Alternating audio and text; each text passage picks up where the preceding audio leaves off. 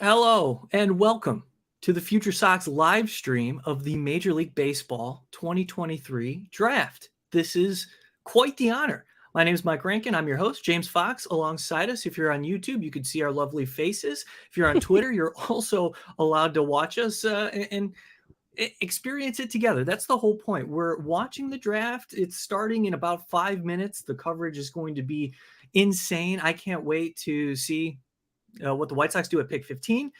James, welcome. We're doing this because Josh got married. He's celebrating his marriage, and Jim's hanging out at home. He's back in Nashville after coming to town celebrating with Josh. It's on us, and we really do appreciate the opportunity to talk to you, the fans, and we're looking forward to it, James, because on the Future Sox podcast, we have been hounding guests to get the best insight that we can about this year's class. And of course, you're doing your mock drafts with Josh. We just released our last one. If you want to check it out on Twitter at Future Sox, you can read it real quick before the draft does start. But your previews, your player analysis ahead of the draft, it's been outstanding. And tonight it all culminates to what we've been waiting for. So welcome in. And James, look, this is something that we've been prepping for the last few months. The White Sox pick at 15. There's some information that we have. What are your feelings going into tonight? Are you excited? How are you feeling?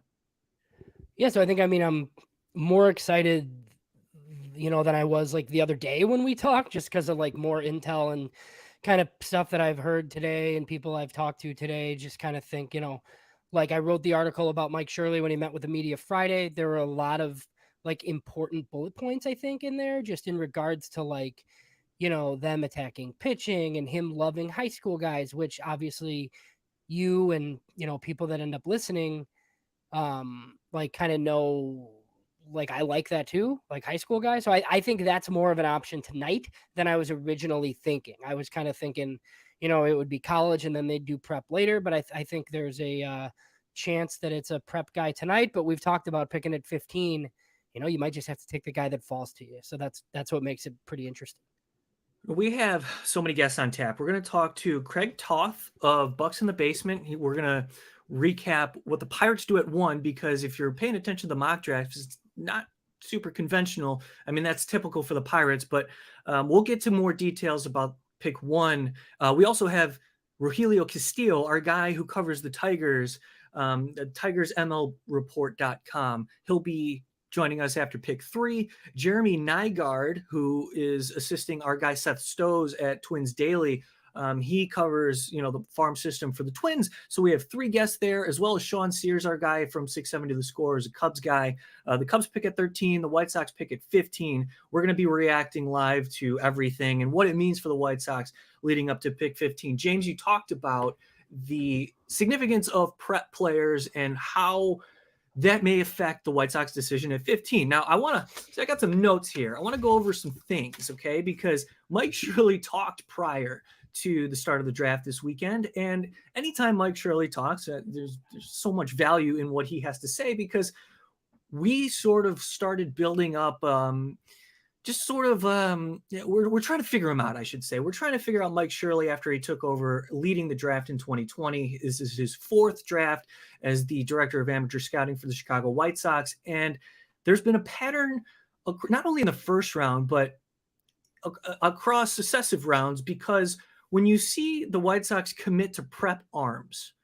or prep shortstops or prep outfielders, it's okay, this is great for me. It's a great thing, in my opinion, because I love watching prep players develop, and there's a lot of upside there. And if you're thinking about competing, say you want to move some talent in your farm system to acquire talent, prep players are typically the currency of the game that really does get the conversation moving forward. So in regards to what Mike Shirley had to say, there was something that really popped to me.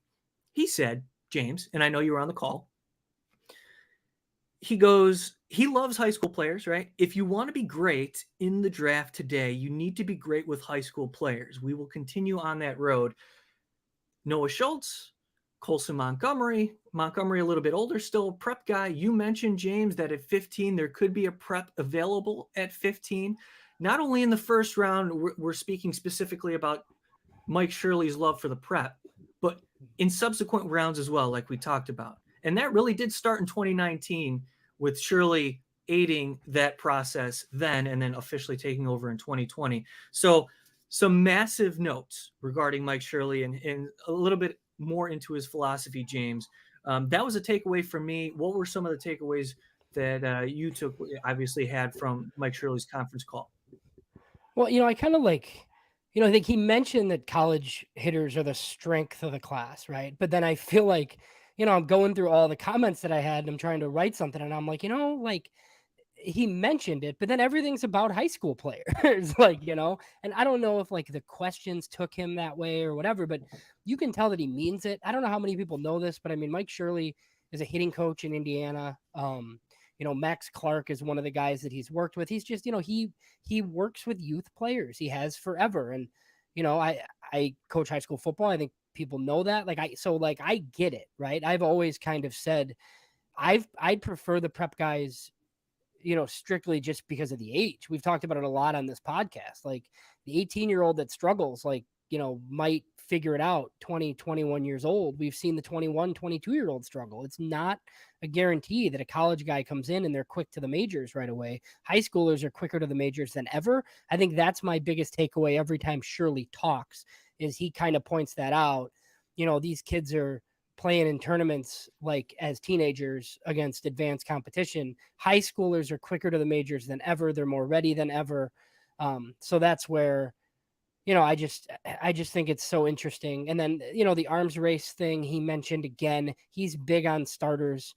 It's figuring out what guys can start for you, what traits you're good at, like dealing with in your minor leagues. There's certain guys who, they probably won't take. We've talked some about Hurston Waldrop, and he's, very splitter heavy. That would surprise me if the White Sox took a guy like that based on, what I think they're looking for. So, and then, I thought some of the stuff was interesting where he talked about players already in the system. We can talk about that later. That's not really for tonight, but just like why they took Schultz and like the opportunity that they had, right? He kind of looked back on a bullpen session where he first saw Crochet, kind of felt like he was like a diamond in the rough a little bit. Montgomery was from small town Indiana and, didn't really pop till late. And then Noah Schultz threw 19 innings in the college league last year, 37 Ks. We talked about area scout JJ Lally sitting on him basically. Teams from other states weren't doing that last July, when a lot of people were assuming that he was just going to be off to Vanderbilt, and the White Sox, got themselves a pretty good find at 26th overall. So we'll see. Maybe it's something similar this year where there's some guy that's considered a diamond in the rough that they get at 15, and he'll talk tonight and tell us about it. There's so much that we have to talk about today. There's like I said, we have guests, we have a Pirates guy, Tigers guy. Welcome everybody into the chat. Thank you guys for tuning into this live stream. Future Sox, on behalf of Sox Machine, we appreciate you all. Couple more things I want to get to. Yeah, James, you said arms race is critical. Shirley echoed that sentiment. And guys, those listening, I want to kind of paint a picture of the philosophy behind Mike Shirley, because there's got to be a reason why the White Sox are doing what they're doing in the draft, right? And it's so important. If you're paying attention to the Sox Machine and Future Sox podcast, you understand where the farm system is currently. And we're hoping that another draft this season with the talent infused combined with 2022, and you're seeing some of the progress of the prospects from 2021 and 2020, you're hoping that this farm system can climb itself out of the bottom 10 and then really give us hope that the White Sox will develop internal options for the big league club sooner rather than later. And in terms of evaluating and selecting the player, Shirley cited makeup, performance, metrics, scouting evaluations, and gut feel. Also talked about the arms race. College position players, he looks at makeup and power. So take that how you will. But I think this was cool. He said they go out of their way to look for winners. They care about clubhouse culture. They care about how they respond to failure. Risk of high-end players, you can't undervalue. The high-end players with a low clubhouse culture in their minds is not worth it versus somebody with maybe a lower ceiling and a higher floor, but who really does care about the day in and day out work ethic and what he provides to the ball club and understanding his role. So I thought that was pretty telling. And this is also something good. Shirley cited that, you never draft based on the big league need. He really made it clear that the big league club and the minor league operation are separate. So you're talking about the value in what James was alluding to earlier in a prep player at 15. The White Sox need immediate help, but you're not going to get it out of a prep player at 15. The White Sox are looking for the longevity. So there's a little bit of Shirley. I wanted to talk briefly about that. A lot more to get to. The draft is underway. We're keeping an eye on the live draft tracker. If you're watching on ESPN or MLB Tonight or whatever it is, MLB Network, be here with us and we'll give you all the insight. Now I'd like to introduce a friend of ours, somebody who we brought onto the Future Sox team this year. And if you're familiar following the Future Sox brand and subscribe to the Future Sox podcast, which I don't know why you're not, but if you're not, do it right now. You'll know that Elijah Evans and I do a weekly podcast called the Future Sox Roundup, and we recap affiliated performances and we get help from the affiliates with highlights. So it's a unique little feel. If you haven't heard it, listen to the last one. Our guy Jeff Cohen at AAA Jeff on Twitter. He covers the Charlotte Knights, but he's been traveling all over the affiliates in Winston-Salem and Kannapolis as well, getting one-of-a-kind exclusive insight from the guys that we cover all year long. So without further ado, let's introduce Elijah Evans, our guy. He's a part, like I said, of the Future Sox Roundup and a part of JustBaseball.com. Welcome, Elijah. Are you excited about the draft and where the White Sox selected 15 tonight? How's it going, everybody? Thanks for welcoming me, Mike. I appreciate the welcome. I'm really excited. This is going to be a fun draft. You know, there's a lot of things to look forward to. I think the White Sox are in an interesting position. You know, 15, as you guys mentioned, it's a tough spot. I think it is really dependent on the way things go before us, and there's a lot of things that could change the way that the White Sox use this pick. But ultimately, I'm pumped, and I'm really excited for this night, and I think we're going to have a good night. Yeah, I'm excited, and I want to bring James into this conversation as well, Elijah, because I'm looking at the slot values of the first pick and you know the first 5 picks, and it does matter because apparently the Pittsburgh Pirates, for as long as we've been covering it, what is it? Dylan Cruz, who was projected to go number 1, isn't necessarily projected to go there. He's looking for $1 million signing bonus above the first round pick allotted slot, which is close to $10 million. And I don't think the Pirates are looking to do that. James, can you fill us in on exactly what the Pirates may be looking to do here at pick 1? Yeah, so I mean, it's like the first year ever where it's just like the number 1 bonus slot's $9.7 million, which is, what is it, Elijah? 1.3 more than the record. I think that the Tigers gave Spencer Torkelson 8.4. Yeah, so, I want to say I think there's 8.4, 8.5 exactly. Yeah, so I mean, like, if you're really asking for that much at 1, it's not going to happen. But it's also the Pirates who have multiple picks. You know, I think that could be where they're leaning here. I don't know if it's out there yet, but you know, if it is Wyatt Langford, it might be $8.5 million, which would be the record, but it would also save you 1.3 to spend later. And look, I mean, Dylan Cruz falls a little bit tonight to Detroit, possibly. He could still get $8.5 million, which is still the record. It's just nobody's getting that 9.7, which is a pretty astronomical number. I mean, you know, I don't begrudge any of them if they got the 9.7. I want them to make as much money as possible. I just think when you're trying to fill out 20 rounds and teams like the Pirates with actually 21 picks, comes in handy to have that extra money later on. I think that's kind of the way they'll go here. But Cruz could still get paid by somebody pretty early. I'm just looking as you were describing that, I was thinking back to last year's draft show with Josh Nelson and yourself, James, and thinking about how we're going to cover this draft today. Pick 15 is a lot different than pick 26. And thinking about pick 26 and Noah Schultz last year, you described it in the open. The fact that Mike Shirley was so in person and on that selection is unique in and of itself, but that's the reason why I feel like the White Sox selected him. I think it was they went out of their way to make they had a concerted effort to scout this player, and I don't know how the rest of the league was scouting Noah Schultz. Now at pick 15, I think it changes a little bit about the way we're following this slot because the White Sox are owed they're allotted $4.49 million. And there was the question, if you're selecting a prep player at 15 or even at 26, it's almost a guarantee that they're going to sign. So if the White Sox are able to get a prep at 15, save some money for the subsequent rounds, what do you project to happen considering the love for prep players?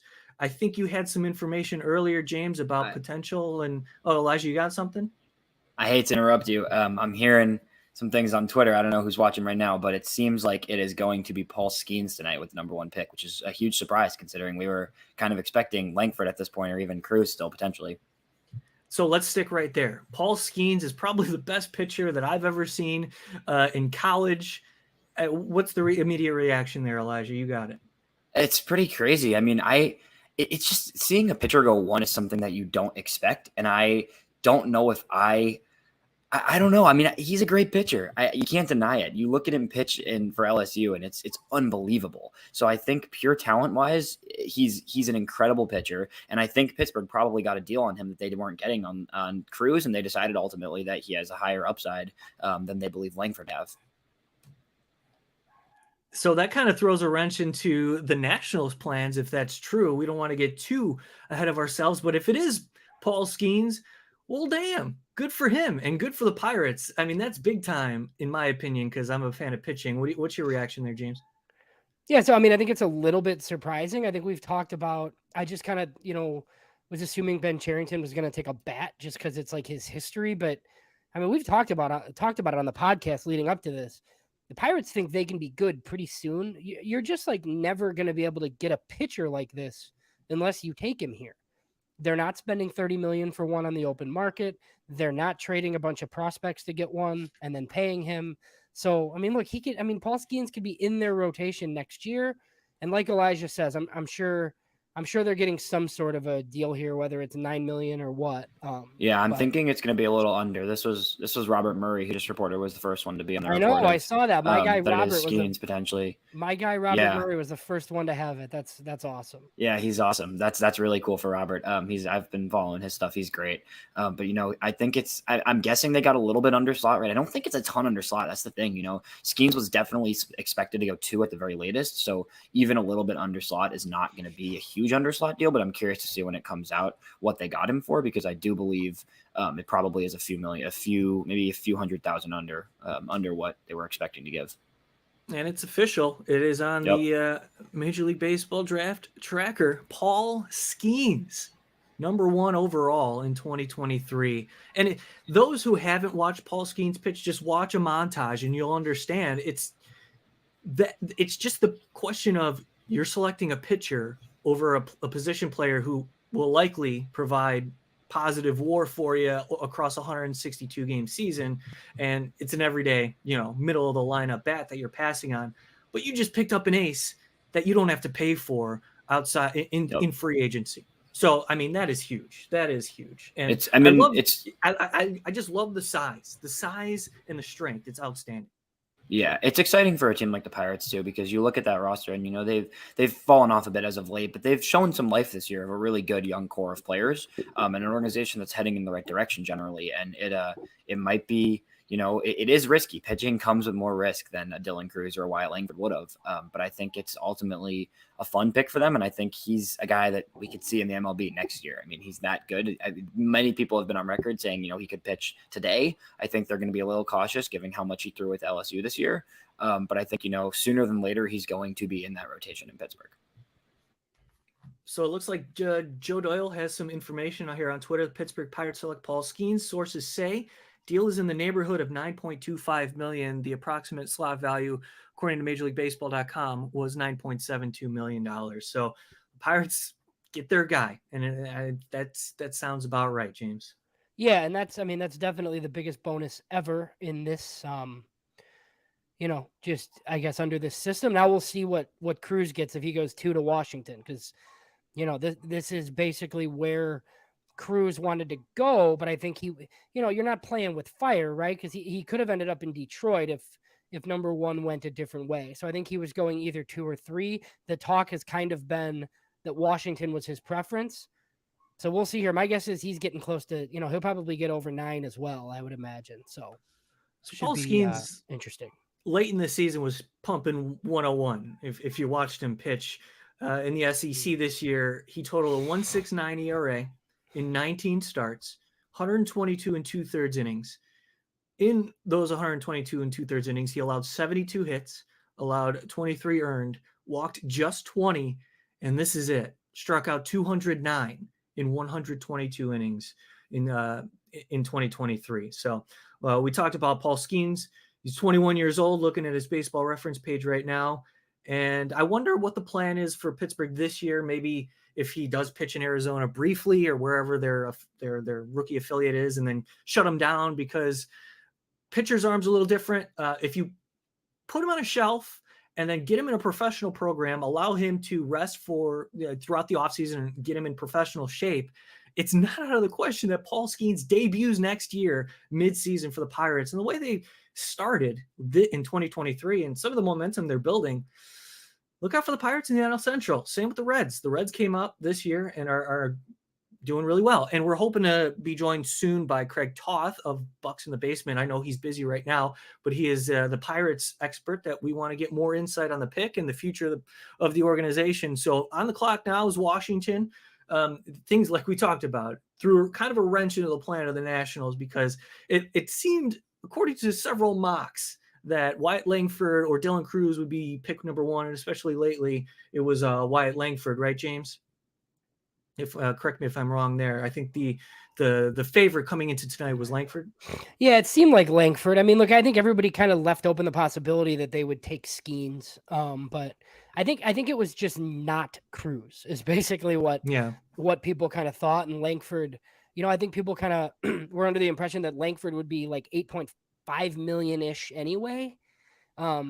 So yeah, like maybe you do take the ace when you're talking about 750K, right? So yeah, this is the direction they decided to go. I bet Pirates fans are excited because I would be, man. Like they're not terribly far away from competing in a National League Central that's wide open, and he could pitch for them next year. So I think this makes a lot of sense. Obviously, I think Tuesday you'll look at the totality of the Pirates class and judge it then, but it's a pretty good start with Paul Skeens at the top. I think it's interesting to see, but I think it's a good middle ground, like you're saying. I mean, I think you're not going with the full money of Cruz. You're saving some money. They probably have some guys they're targeting in the 2nd through 5th round specifically, and then you're also, you're still getting an unbelievable player, right? So it's a good deal, I think.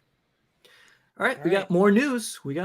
James, you want to read the second pick? Yeah, so the Washington Nationals, no surprise here, will take LSU star outfielder Dylan Cruz.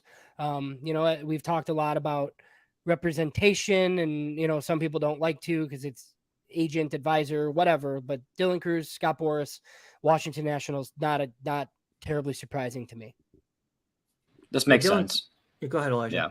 No, I was going to say this makes perfect sense. You really can't pass up on Cruz here. I think they were expecting to go Skeens here, but it's unbelievable. I mean, Dylan Cruz is one of the best college bats we've seen in a long, long time. So this makes perfect sense. I'm curious to see the money value on this because they definitely had to go overslot for it. But I know they are not going to regret it. I think Washington was comfortable going overslot if they needed to. Here's his numbers this year. Okay. 426 batting average. Do you not care about batting average? Because I kind of do a little bit. 426 is insane. His OPS, Dylan Cruz, 1280. It's a 1280 OPS. He walked 71 times and struck out just 46 and hit 18 homers across 71 games in the SEC playing for LSU. So a couple of LSU kids going 1 and 2. This draft is underway. I want to know what the money is looking like. We are on now to the Tigers pick at 3. And like we said, we're going to work guests in, and those listening, just bear with us. We're going to talk to a Pirates guy. We're talking to a Tigers guy and a Twins guy and a Cubs guy. So just hang out with us. We're talking White Sox primarily, but also reacting to all the picks coming in. Hey, shout out to everybody in the chat. We're on YouTube, on the Sox Machine YouTube page. If you have a YouTube account, you can chat with us and hang out. If you're on Twitter, appreciate you checking in and clicking on us. Once it gets closer to the draft, or I should say the White Sox pick at 15, I'm really looking forward to some of the reaction of everybody. But if you have questions, throw it our way. we'll react to it like we've been doing and talk a little bit of White Sox baseball as well. So we're on to the Detroit Tigers now. Those who do follow Chicago Cubs baseball, Paul Skeens in the division. I mean, that's got to be awesome to watch, but also, obviously not against your own team if you're a fan. But I think that's really cool. And again, with the Tigers and the way that the draft lottery played out, you see the way that the Twins jumped a bunch of spots. So we're keeping an eye on that. The Twins pick 5th. Right now it's the Tigers. We just see 1 and 2 go down. And without further ado, we want to introduce our Pirates expert who joins us on the Sox Machine Future Sox live stream. I mean, this is awesome. I'm pumped for you, the Pirates fan, because Paul Skeens is the truth. Craig Toth at Bucks Basement on Twitter. Welcome into the live stream. Thanks so much for taking the time and being with us tonight. What's your reaction? Paul Skeens going number 1. Dude, I'm actually, I can't even believe it at this point in time with all the smoke that was coming around. I saw, possibly a Max Clark, a Walter Jenkins. They threw a lot of that stuff out there. I mean, I've kind of been Skeens. I don't know. I was on another podcast. It was called Pirates Fan Forum with one of my good friends, Gary Morgan, and had listened to someone. It was from Locked On, LSU who had been following, these players. And so we were talking about, what's the difference Skeens, what's the difference in Cruz. And even she said that just, by a razor's edge that it'd be Paul Skeens. There's no way the Pirates could ever go out and get a player of this caliber on the open market. I mean, that's pretty much what this comes down to. I'm not saying that they're going to go out and pay for a 20 or 30 home run hitter either, but I feel like those maybe at sometimes are easier to develop within the system. They can, kind of show out in the later rounds, or, some guys you pick, later on, but a guy of his caliber sitting there 1-1. I mean, I don't know how you don't do it. And the reason that it kind of switched for me at one point in time is I was watching the MLB Network, and they were talking about how Paul Skeens was a, two-way player at Air Force, did not have, a ton of miles on the arm, wasn't a travel ball player. So yeah, he did pitch, a lot this year, but I mean, I've also heard just the frame. I mean, his size, look at him. I mean, he is built like a tank. So I'm not saying his arm, I mean, that's always a risk with pitchers. But it's not like the type of player that in time where, you don't know how much he pitched, in high school for his travel ball team, how much, he had put on, in his first 2 seasons in college. No, I mean, he pitched minimal innings over the past 2 years. So this is the first time a guy that's pumping, up to 98 consistently, over 100. The slider is ridiculous. And people always say, what's his third pitch? Well, his changeup didn't look too bad either when I saw it, watching him in some games. So, I mean, to me, this is just, it's something that like I said, I was almost preparing myself for it being somebody else. I had myself as Skeens 1, Langford 2, Cruz 3, Clark 4. And if it was any of those 4, I could talk myself into the reasoning behind any of them. But it was the top 3 for me. Hopefully within the state we are within this rebuild, I mean, I don't know how you could wait around. I mean, everybody said, Jackson Holiday just got promoted to Double-A at this point in time. So there are players that can move extremely fast, but I mean, that's the exception, not the rule. So are you going to wait 5 years for a guy? I mean, these are guys that could be up here towards the end of next year. Any of those 3 guys, I thought, and definitely in 2025 contributing. Well, it looks like, James, we got the 3rd pick. That's a surprise. The Tigers taking Max Clark at 3. Wow. Like, I just, with the history of their new president of baseball ops, just with the Cubs and with the Giants where he was, I thought for sure they'd go college, but I mean, Max Clark's a stud, and now I have to Yep. root against him, unfortunately. So, Well, yeah. massive fan of Max Clark coming into the draft. I mean, potential to go 1-1 to start this process once he was first instituted in the whole cycle. But I mean, that I caught off guard there. We're going to get more information about the Detroit Tigers pick, but we have Craig Toth here from Bucks in the Basement. James, you got more for Craig? Yeah, so I don't know if you saw 9.25 million's been reported by Joe Doyle and some others for Skeens. I think that saves the Pirates about 500K. Does that change your mindset at all for later tonight in the next couple of days? I thought they'd save a little bit more, but I mean, you get the best pitcher in the class. I think they can still do enough damage. Yeah, and I had seen I actually had Joe Doyle on my minor league news and brews, the Pirates thing. Joe's an awesome guy. I shout out to Joe. Yeah, he was saying that there was some, like, I guess there was rumblings or whispers just a couple weeks ago that they were thinking about Skeens at around 9. So the 9.2, that any bit of savings that you could move back there to get a player of his caliber, when you have, like, if you say him and Cruz, the 1A, 1B, saving that 500, if you can, they have the biggest, pool imaginable. So that really doesn't change as much for me. If you would have had, I think I had said, if you would have had, Skeens and Cruz both asking for 9.7 and you could get Langford for 9, I mean, I would take the savings. I honestly would. So, I mean, I think that in this instance, they got the savings that they wanted. I think Ben Cherington did want to go a little bit under slot. That had been mentioned as possibly a holdup for Cruz, just because, Cruz was asking for either full slot or, possibly even a little bit over.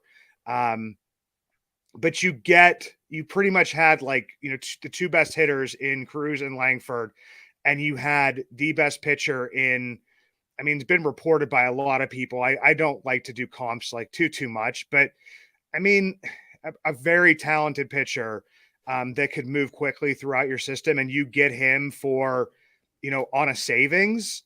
I mean, that's pretty huge, even though he is getting, he's getting like the biggest bonus for a 1-1, in MLB history. So, but yeah, I mean, I think that's, I mean, 9.2. I couldn't ask. I was thinking maybe 9 at the lowest, but I had seen, 9.2 reported. I think as early as this morning, they were talking about a 500K savings on Skeens and $1 million savings on Langford. So, I mean, it's not surprised. Like I said, I'm just surprised that we have him, in a Pirates uniform. I mean, to me, you have to get to the playoffs. I mean, obviously, but once you get to the playoffs, if you have, I mean, at this point in time, I mean, I hate to jump ahead, but my thing is you got to, like, lock up Mitch Keller or something, because he's the only other guaranteed pitcher, on your staff, and you only have him through 2025. So I'd be looking towards that as well. But yeah, if you have like 2 front end starters going into, especially now that the wild card series is 3 games and stuff like that, I mean, you're set up for a deep run. I mean, we've seen many teams, do that before, where they just, roll their way through the playoffs, pitching their 2 best pitchers on 4 days rest. So, I mean, that gives the Pirates that opportunity. And I feel like, I mean, this is one of the deeper drafts that you're going to see. I always talk about on the show, myself and Chris, like, can we ever not, talk about the pandemic? But this, because of guys that, probably maybe would have been drafted when they had that, quick little 5-round draft, people that chose to go, to college. I mean, Dylan Cruz is one of those guys. Dylan Cruz was a first round, caliber talent back in that draft class. So I think that this is probably going to be one of those deeper drafts. So if there's places where you could, make up for this, I think that you could probably get some pretty decent hitters. The only thing that surprised me is, I think, James, when me and you were talking last night, I said maybe Langford's, they could pull down one of the high school arms. Now at this point in time, I think that, I don't know if that plan changes. I've seen now that maybe looking for, a college hitter in round 2, and then also a possibly using the savings from that and from this to maybe pull a high school player into, their comp pick, which I believe they have at 67. But I mean, this is a great pick. I mean, there's still so much more of the draft to go. So to me, it's like now you have to start, just bulking up on as much depth as you possibly can from within your system. And that's kind of been Ben Cherington's, MO this entire time. We just didn't really go, this heavy in the beginning, but we also didn't have the opportunity to go this heavy either. I mean, when we drafted Henry Davis 1-1, it's not like the top 5 of, that class looked like this. I mean, not that they weren't good players, but I mean, you're looking at like 5 possible like elite players. I think they were choosing from, and whoever's picking these 5 guys. I mean, of course, we're going to be tracking. Everybody is going to be tracking their progress, until hopefully, God willing, they all make it to the majors. Craig, thank you for stopping by. I want to run this real quick by you. Brian Sikowski, he's a friend of the show of Perfect Game, wrote a little brief on Twitter about Paul Skeens. He says, best college pitching prospect since Cole or Strasburg. Shouldn't be long until he's up. Dominating fastball slider combo that are both 7s or better. I think the changeup will be a plus as well. First real ace upside guy in a while. So congratulations on the pick as a Pirates fan. Thanks so much for stopping by. We're going to be following along alongside you. All right. Thanks a lot for having me on, guys. And hopefully the White Sox get whoever you're looking for. My wife's a White Sox fan, so I have to give, that shout out to her. So I do have definitely pulling for the Sox as well. But thanks for having me on, guys. I really appreciate it. That's Craig Toth of Bucks in the Basement. Follow him on Twitter at Bucks Basement. James, we have another pick. We do, yeah. Before we get to that pick here real quick, James, this is what we're talking about. We have a Pirates guest coming up. Elijah's hanging out with us. You and I are going to be alongside all of the first round, most likely throughout the first round. Other guests coming up. But thank you to Craig. That was a really, really insightful interview. Real quick for him to pop in. I know he's busy. James, we got the 4th pick, the Texas Rangers. What do we got? Yeah, so this is a pretty obvious one after what we saw happen. It was Wyatt Langford of Florida goes to Texas. We've talked about Texas a little bit. They don't have 2nd or 3rd round picks this year. So, they kind of thought like a prep guy there might have been tough just, with some of the leverage there. But Rangers bonus slot is just under $7.7 million at that pick. But they have a really small bonus pool overall at only $9.9 million. So, my guess is Langford gets most of that slot, but that's probably their most significant pick. Obviously, they're not picking again until the 4th round. And then we have the Twins coming up here too.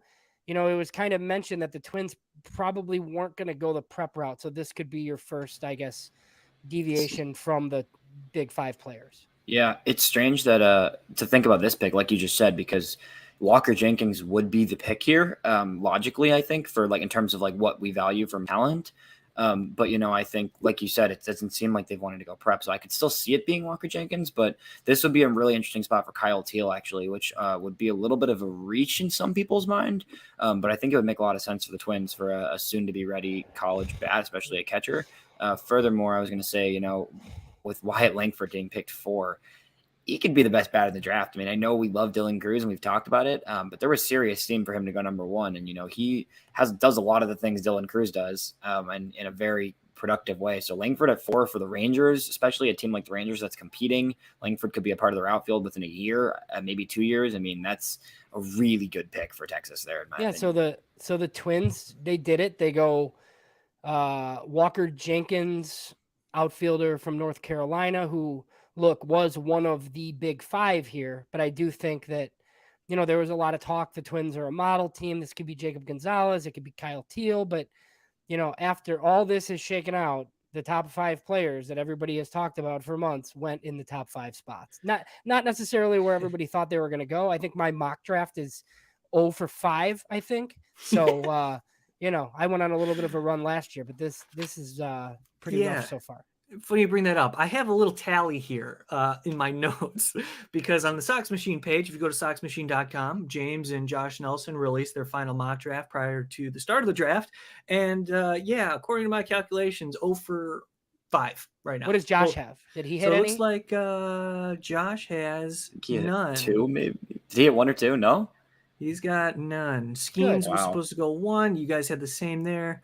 Yeah, 0. He just missed Max Clark going to the Tigers. Speaking of the Tigers, nobody has that. Yeah, nobody had that at all. We do have our friend Rogelio Castillo scheduled to join us, so we're going to give him a minute, and when he's ready, he'll pop on in to break down the Max Clark pick going number 3 with the Detroit Tigers. But we're keeping an eye on the Twins, and the Twins just made that pick. And as James and Elijah just talked about, Walker Jenkins, out of high school, prep outfielder, pretty impressive. Can you give us more information on what the Twins just brought on?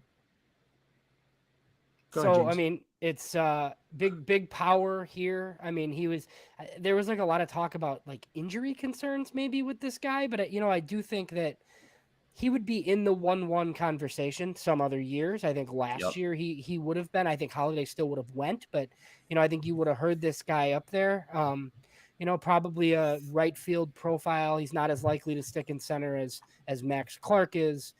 Look, I think this is a no-brainer for the Twins. I thought like taking a model college player, for that reason would have been, a bit of a reach to me. So, they took this guy. It is a Scott Boras guy. So yeah, interesting for the Twins. It's he had a .632 on base percentage in high school. If anybody was curious, not that high school stats are that reliable, but that's still pretty insane. This is a guy he's phenomenal. He's got all the talent in the world. He's definitely high upside. I think it makes a lot of sense for the Twins. Unfortunately, another guy that we are going to have to cheer against for the long run, just like Max Clark, both the top high school guys. Long term going to the Tigers and the Twins in our division, which is. It further leaves the division wide open, though, in the next few years, because both these guys are definitely going to take some time. And then before we get a guest here, Mike, it looks like the Oakland A's, Jacob Wilson of Grand Canyon, that's Jack Wilson's son. The best thing about this pick is that he's not going to be on the board at 15, and the White Sox can't take him. So that's my favorite part anyways. All right. It looks like we do have Rogelio Castillo joining us. We're going to give him just a hot second to get set up. And also Jeremy Nygaard, who will break down the Twins pick as well from Twins Daily. So thanks for hanging out. Give us just a minute, Jeremy, and we'll get to you after we talk to Rogelio to react to Max Clark, a couple of really impact players coming into the AL Central. And it's one of those situations where I wanted both of those guys. You know what I mean? And I'm a White Sox fan at pick 15. I know that they weren't going to select either of them, but hearing what Mike Shirley talked about as personal hitting coach to Max Clark, by the way, I'm just such a huge fan of the high school outfielder that the Tigers just acquired. And according to James and Elijah, the Twins got themselves a pretty quality guy as well at number 5. So we're going to react to all of it as well. It looks like Rogelio's ready, so we're going to add him to the live stream. Elijah, we're going to kick you off here real quick, and we're going to bring in Rogelio, our guy. Hey, man, good to talk to you again. How are you? Likewise. How you guys doing? We're excited about the White Sox picking at 15. We're excited, but also upset at the same time because Max Clark going to 3, he's like really awesome in our opinion. What was your reaction when you saw that? Honestly, I was shocked. Just because yesterday we were down at the ballpark, I did not see this coming. There was talk about Tigers were heavily favored a college bat, but the Tigers brass has been down in the Illich headquarters, kind of hiding out a little bit. And so they're very close-lipped, but the smoke screen, they fooled us all. They really did, because Max Clark was originally prepped for originally when those early mock drafts came out, Tigers really liked him.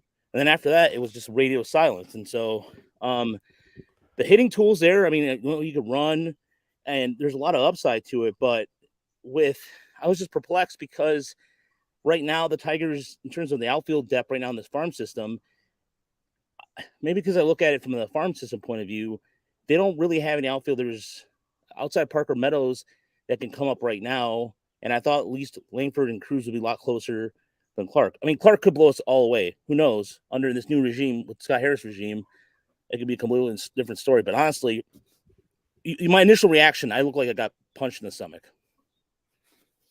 Yeah, dude, I think Max Clark's going to be a freaking superstar. So, now I'm kind of forced to hate him a little bit, but we're going to see him a bunch. High school players move quicker than ever. It's kind of like you said, big hit tool, definite center fielder. I think the power is the question. I don't know how much you've listened to Max Clark or paid attention. I know you kind of get tunnel vision, right? Like if I were you, I would have been thinking Wyatt Langford and maybe Cruz, right? And then this kind of happens and it's a bit of a shock. This is a great kid that's, he's got this big like social media platform and profile where he's helped like younger kids like in baseball and stuff. Max Clark, I think, is going to be an absolute stud. And I bet they're saving a little bit of money too. I know that, maybe we don't care that much about that, but Tigers get an extra pick. I'm guessing they're saving a little bit. Scott Harris, taking him there. If he doesn't go there, I'm not sure where he goes necessarily, So pretty interesting. It was definitely like, I guess, the first surprise, even though those first 5 guys were supposed to go in the top 5 somewhere. Yeah, in terms of power too, the Tigers have right now. You have Riley Green right now as their regular hitter. He's developing that power, but beyond that, in the outfield, at least in my opinion, even guys like Roberto Campos, who's down in West Michigan, he doesn't hit for a lot of power. And so I was really surprised with Clark. Clark's going to take some time to develop into that power. Again, defensive profile, great. I've seen, but he's a left-handed stick, so I that's also probably the logic behind it, being the dimensions at Comerica Park. But I think what they do at 37 will be, I think they're going to spend that money, and maybe they have somebody in mind. Maybe they have an arm in mind, or maybe they have there's a lot of college bats that are still going to be around in that draft towards the end of that draft of that round. So maybe like a guy I like is even they might even go back to something like Aiden Miller, the high schooler, the third baseman high school. They might go back to back high schoolers, or Yohandy Morales, the third baseman out of Miami. I like him a lot too. I like his profile, but we'll see. I mean, it's again, I think Tiger, like just the reaction in our chat tonight, Tiger fans are just stunned and also not surprised because they did the smartest guy in the room syndrome. I'm not sure if you guys suffer from that down there in Chicago with Rick Hahn, but it's already happening here. So, Rogelio, before we let you go, and we really appreciate your time, you were the last time we talked to you, to tip to us to Al Avila and his kind of standing with the organization at the time. Since then, he's been fired. What do you think of the new infrastructure put into place and the front office chemistry? Are you buying into the Detroit Tigers? I'm buying in, but I put this in 2 separate opinions. As a fan, I like it because I can see the product, like, for example, signing Zach McKinstry, who didn't do anything with the Cubs or the Dodgers. He's turned out to be a very effective player for the Tigers. He's been they played him all over the diamond. Even although they cut Jake James, Marisnick, thank you. He came in and did a good job. And some of the minor, like Tyler Holton, who leads all rookies in ERA. That was a good find by them. They've been able to find those things, and as a fan, I'm happy. As part of the press, the way they've been really quiet, so some of the interactions have been very limited. I don't see him around that much. I mean, we'll see Scott Harris pop his head up here and there when I go down to ball games. But it's getting better. I know he reached Twitter a lot, so we did find that out recently. But I think that will come in time as he gets more comfortable into the role. But I think the way that he's been able to, it's just some of the things are just like, even the Colt Keefe call up to AAA was a little strange. There's little things that are not what they usually are. So maybe just getting used to what the new norm will be as part of the press. But overall, as a fan, I think he's done a good job in a division that's really bad. As you guys know, they were able to take at least, they no-hit the Jays for whatever that's worth. But that was a surprise. It came as a surprise. But despite the injuries, I think AJ Hinch has done a really good job with the new players that Scott Harris has brought in. First in franchise history, right? The no-hitter, combined no-hitter? Combined first, and the 9th in team history, So it was, like I said, even being there yesterday, you looked up in the 8th, and it didn't feel like a no-hitter at all because Manning struggled in the first with a couple walks before he settled down. He had some back tightness, and it just was one of those things where you look up and there it is. Well, Rogelio, thanks so much and appreciate your coverage. We'll talk again, I know, soon. You can follow him on Twitter at RogCastBaseball. That's ROGCastBaseball. Thanks again for popping in today. Thanks, guys. All right. James, I'm going to bring in Elijah because we do have another guest, and we did briefly mention some picks in the meantime. So, James, take a break. Elijah, welcome back in. Hello, sir. We're going to bring in our guy from the Twins in just a hot second. We just got the 7th. Yeah, let's talk about 6 and 7 quickly. Jacob Wilson out of Grand Canyon University in Arizona. It's a shortstop, and Rhett Lauder goes to the Twins. The Reds at pick number 7. I'm thinking of the Twins because we have a guest. Elijah, I'm just going to mute you real quick. Give me 1 second. I'm going to mute him because I want to do a thing or two. All right, let's welcome in Jeremy Nygaard. Jeremy, welcome in. Am I saying your last name correctly? Yep. Welcome, Jeremy. Thanks so much for taking the time. You're a friend of our friend, Seth Stowe's. We always like to talk to Seth from Twins Daily, so welcome in. What's your reaction to the Walker Jenkins selection? Yeah, real quick, Ben Badler said that in maybe another draft, this could be a 1-1 selection. Yeah, I think it was kind of surprising because there had been a lot of smoke about how the Twins may be preferring a college bat. And so I think the fear maybe was that the Twins would go well off the board and take someone like a Jacob Gonzalez instead of taking whatever that 5th player that was available may be. And I think, I would have felt bad if they would have went in for someone like Jacob Gonzalez just because that would have been his intro to the organization, that fans didn't want him. And I think fans were relieved to see that Walker Jenkins is the pick. The first thing that is on a comment on Twins Daily is great, another left-handed hitting outfielder. That's just what the Twins need. But because he is that high ceiling prep guy, and the Twins really don't have a ton of high-end prospects besides Brooks Lee, he's probably the new number 1 prospect in the organization. I agree with that. I love that, Jeremy. I think in terms of upside, you got a great deal. I didn't think he was going to be there at the 5, honestly. I was kind of expecting Jenkins to go at that 4, depending on how the first few picks had gone. So I love that for you. And I think that's exactly what you said. It's in terms of like pure upside.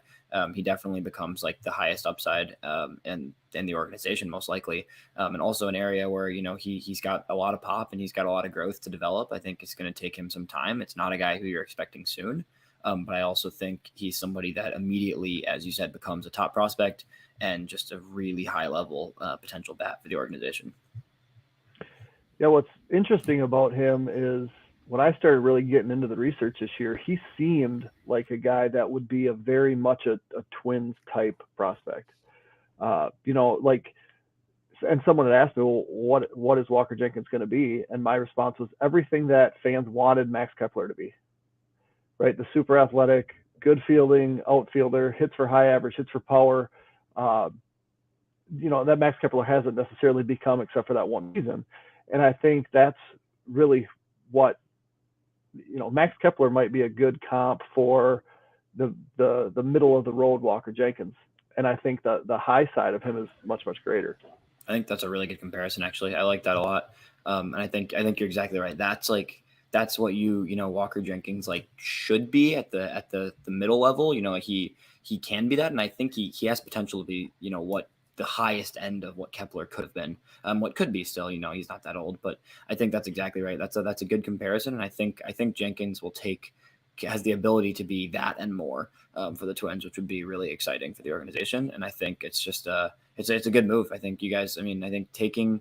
There was people saying, at that 5, given how the first 4 went, it seemed like they could have gone away from the high school and gone to more of a safe college player like a Kyle Teal or Rhett Lauder, who just went 7th potentially. But I think taking the best upside player was the right decision for the Twins. And Jeremy, now, since we have you here, really appreciate your patience too, as we were talking to our Tigers guest. I just want to have a basic question about the organization because I'm such a huge fan of Bailey Ober and the way that he's been developing over the last year plus. And, in the preseason, the Twins were ranked around 19, I believe it was, in the farm system among all 30 teams. And the White Sox they've been in the bottom 10 for a few years now, but hoping to get out of that. How would you describe the way that the Twins, I should say, are developing their guys in the minors and sort of the philosophy behind building their organization to compete? That's an interesting question because I think overall the Twins' best prospects haven't really been performing great this year. Brooks Lee's been okay, not great. Emmanuel Rodriguez, which is really their only top 100 guy else, besides him, has had really, really bad stretches at high A. And then some of the younger prospects just haven't really developed the way that I think people anticipated that they would. As far as pitching goes, Mark Arrea was kind of had the kid gloves on for a long time and was recently promoted to Double-A.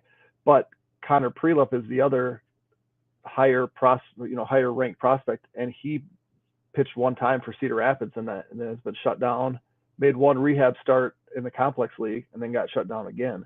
And so the development of the high end guys hasn't really been there this year. There has been some guys from last year's draft, Corey Lewis, CJ Culpepper, that have kind of jumped up. But I think overall, when they start doing, when Baseball America or MLB or whoever looks at organizational lists, I don't think the Twins are going to be very high because they've lost Royce Lewis. They've lost Edward Julian. Like they've lost some of these guys to graduation, haven't really replaced him with anybody that's really jumped up. So Bailey Ober's been a success story. And there are some other pitchers kind of in the mid levels, but they haven't developed. Simeon Woods Richardson and Austin Martin, the return for Jose Barrios, have both been bad or hurt. And so, Bailey Ober's like the one guy that you can really say, yeah, he's developed, that the Twins developed him properly, because he came basically without throwing any innings, and then they did it right, and he's been really good. But as far as the rest of the system's been, it's been not great at best. Before we let you go, Jeremy, thank you again for your time. What's your take on the way the Twins are playing this year? Are you still thinking that they could win the division? It's been weird. Fortunately, I've got a lot of draft stuff that I've done over the last 3 weeks, and so I haven't watched as much Twins as I usually do. Walked into my house today, they were up 1-0. Then it was tied 1-1. Then they gave a 2-run home run. Had to run to the grocery store, came back, and my son says, well, the Twins are down 14-1. And I'm like, no, they're not. And they actually were. So it's been weird. Like the hitters haven't hit.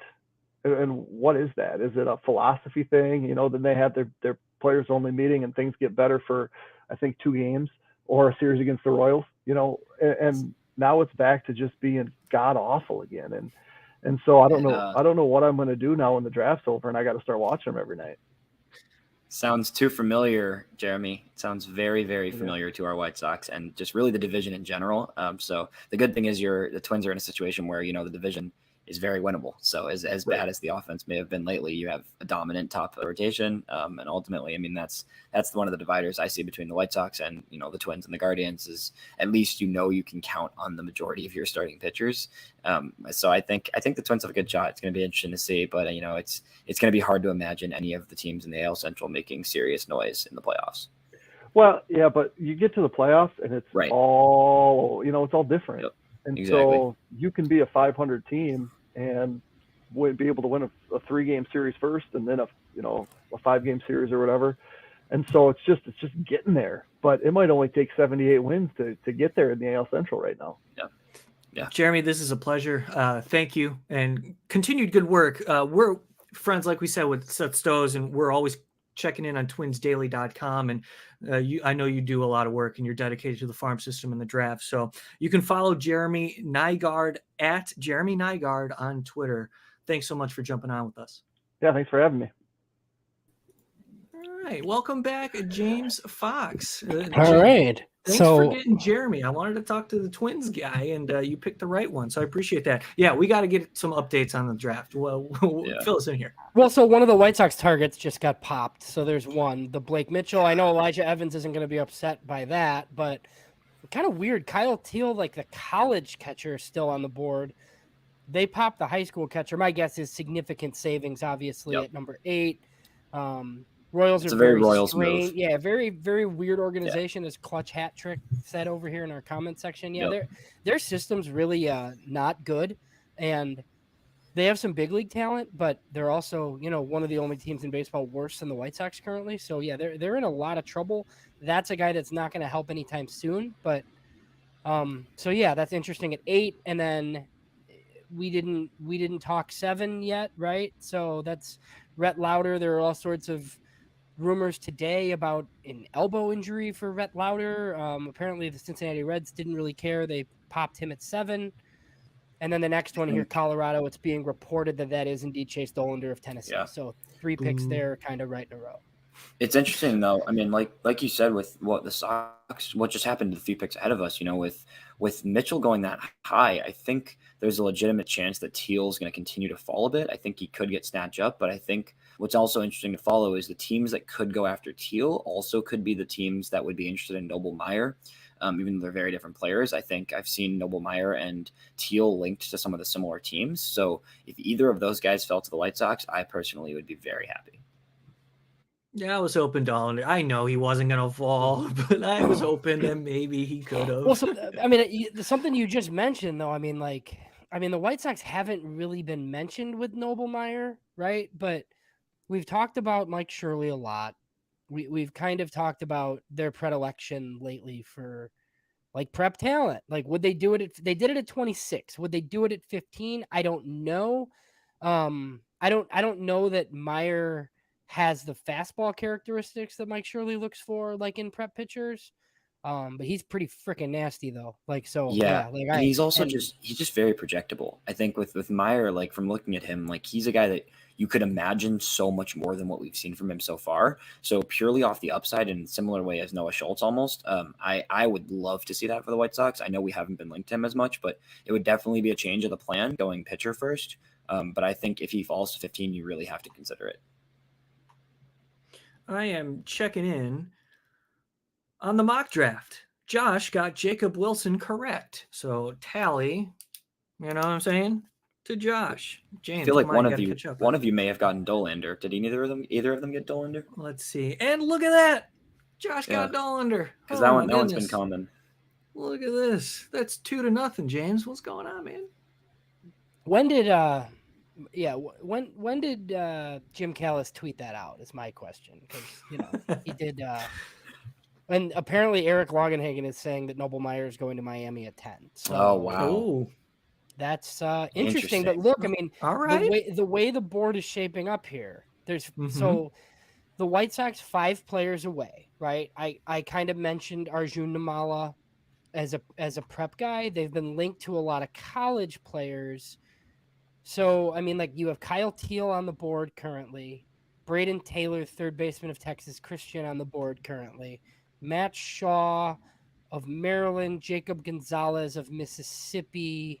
You got an Enrique Bradfield there. So, plenty of options for the White Sox here. The only pitcher potentially Florida's Hurston Waldrip would be a surprise, obviously, just I think with the splitter usage and things along those lines, that pick would be surprising to me. But, if they truly want to go position player, there's more than 5 on the board, and they pick in 5 spots. So let's get a reset here. As we've had guests on, we want to thank again Craig Touth of Bucks in the Basement, Rogelio Castillo of the Tigers Minor League Report, as well as Jeremy Nygaard of TwinsDaily.com. We're going to have a Cubs guest as well, Sean Sears, a friend of mine from 670 to the Score. Those familiar have heard him on Saturdays and in the evenings producing. He's our Cubs guy. He's a Cub fan. We're going to get him on around 13. But I have a feeling that we'll know where the White Sox are going to go at 15 prior to their pick. So we're going to hang out. We're going to be here with you. We're reacting live to the draft. Thanks to everybody who checked in and is talking to us in the comments section. We really appreciate everybody here. We're reading you. Braden Taylor's falling. That's Sam Phelan's guy, James. We're also keeping an eye on look, and this is what I wanted to talk about actually is, James, you talked about it as we began the live stream, that Mike Shirley really appreciates high school talent, and we're seeing names at the prep level that are falling and potentially could land at the White Sox at 15. So I think that's where I'm starting to get a little optimism here. I'm starting to get a little juiced up. You talked about Matt Shaw out of Maryland. That's probably my guy, but if we go, I'm not a we guy. Okay, let's make that clear. I'm not part of the White Sox. I'm not on the White Sox. I'm not a we guy. All right. But if the White Sox do decide to go prep there at 15, I would be excited, because it just really is a staple of what Shirley's trying to do. Yeah, I mean, it's interesting. I think there's some guys that, I mentioned Amala, I think is clearly the best one. Georgia's Colin Houck, he's been linked to the Diamondbacks. I'm just not sure that the White Sox would do that like above Namala, right? But we have a few picks here to kind of like see what happens. There's some other guys too that are further down the board at publications, but you never know what teams think here. I would say it's very college bat heavy right now. This is kind of the area for that. Yeah. I think you're right, and I also am curious to see what happens with the White Sox if Teal falls here, because like you said, the high school bats here are very interesting, but I'm not sure the White Sox can pass up on, the best catcher by far in college baseball, who, is the Sox. I know you don't draft for organizational fit, and I know that is something the Sox have made clear, and that's something that is just clear around the league, but this is not just a fit pick. I mean, Teal it's been consensus top 10 in most places for a while now. So I think if he were to fall to 15, it's interesting. Oh yeah, I think if Kyle Teal's on the board, that's the pick.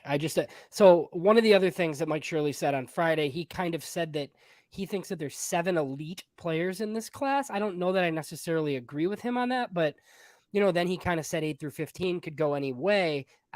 I guess the other 2 guys that's what I was trying to figure out. Like, who is he talking about? Who are his other 2? Because I thought Teal was player number 6, and then 7, could be Lauder or Dolander or Meyer or somebody else. But like, I'm pretty sure if he thinks there's 7 elite players, one of them has to be Kyle Teal. I'm down. White Sox need some catching. Not to dismiss those that are in the system already, but in the immediate sense, Kyle Teal, massive boost to the organization. And I just think it's fascinating. 3 pitchers went in the top 10. And, number 1 overall went pitching. 4 pitchers, actually. Is that that's right. I didn't see the Twins. I'm sorry. The Marlins populate their pick populated. Yeah. Noble Meyer. There it is. That's true. Noble Meyer, another pitcher. So 4 in the top 10, as Elijah stated. And that's our first prep pitcher off the board. So I think it's different today. Because looking at Wyatt Langford, right? Or I'm sorry, Rhett Lauder. I was looking at Rhett Lauder, and I bring him up because watching Rhett Lauder versus Paul Skeens was one of the most interesting battles that I've watched in the college game, probably ever. And he finished the season 120 innings, a sub-2 ERA in 19 starts. The point is workload for these guys at the college level, those going in the top 10, and then you're taking, like in the Marlins case here, Noble Meyer at 10 out of high school. The modern athlete is so different versus what we're used to across 15 years, say 15 years ago, over a decade ago.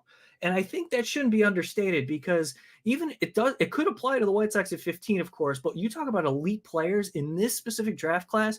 We had a couple of guests already on who mentioned the 2020 and the significance and the fallout of what players, decided to take their extra year of eligibility, or who decided, instead of entering the draft as high school players, to go to college. We're seeing the fruits of it here, of all the elite talent that are littered across the first round. And James mentioned it. Shirley said that post 7, there's round, like, what is it, from 7 to 18 or so, they're clumped together, very similar types of athletes. And the point that I'm making here is these pitchers who are selected in the top 10 can develop in a year and a half if you're including this season. So especially the college arms, it's not out of the question that we'll see these names in a year, which is extremely exciting to me. And I don't know, in thinking about what Mike Shirley talked about, is like not looking at need at the big league level versus, the organizational depth and the farm system. They're 2 separate entities. this is all the things that are going on in my head, and I'm wondering how it'll play into the decision at 15 based on where these players fall. So the point is, pitching in the early portion of the draft isn't necessarily as volatile as it was maybe when I was growing up, like 10 years ago, because these guys are ready, they're built, and the way that modern exercise and dieting and the science, the sports science of it, I just can't stress that enough.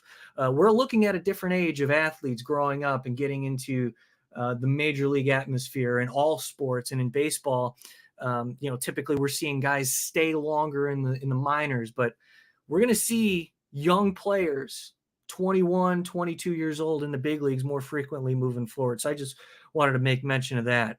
Overall, we're looking ahead to the White Sox pick at 15. Welcome into everybody who are joining us. Looks like we got another pick. Elijah, you want to do the honors?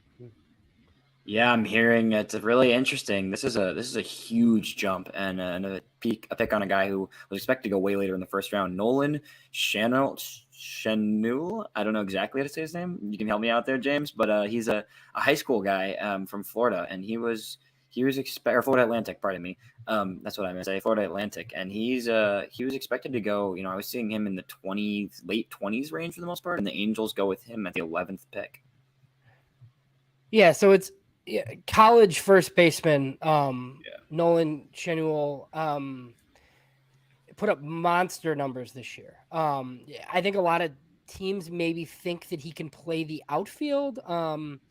You see first base, and it's another guy that you were kind of like hoping that the White Sox wouldn't take, even though this guy's going to hit. He hits from the left side. It makes sense for the Angels.